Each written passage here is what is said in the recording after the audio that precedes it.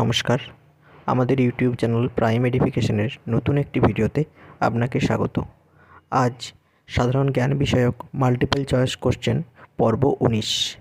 যদি ভিডিওটি ভালো লেগে থাকে তাহলে লাইক, শেয়ার, কমেন্ট এবং সাবস্ক্রাইব করে আমাদের সঙ্গে থাকবেন। আর হ্যাঁ, বেল আইকনটি প্রেস করতে ভুলবেন না। আসুন শুরু করা যাক। আজকের প্রথম প্রশ্ন, বাণভট্ট কার সভাকবি ছিলেন?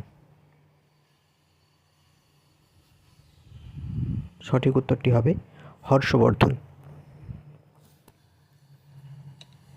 পানিপথের দ্বিতীয় যুদ্ধ কবে হয়েছিল?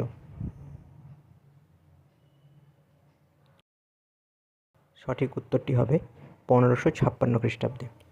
হিন্দুস্তান অ্যান্টিবায়োটিক প্ল্যান্ট কোথায় অবস্থিত? সঠিক উত্তরটি হবে ঋষিকেশ।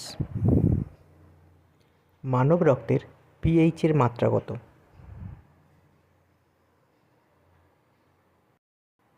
সঠিক উত্তরটি হবে 7.4। কোন গুপ্ত সম্রাটের উপাধি ছিল বিক্রমাদিত্য?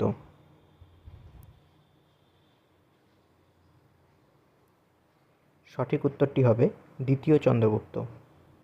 হর্ষবর্ধন কোন রাজবংশের রাজা ছিলেন?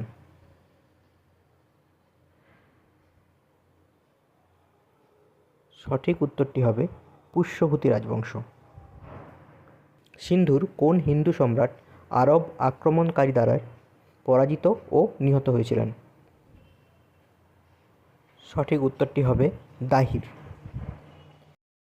কোন ব্যক্তি দিল্লির 8 জন সুলতানের শাসন প্রত্যক্ষ করেছিলেন? সঠিক উত্তরটি হবে জিয়াউদ্দিন বার্নি।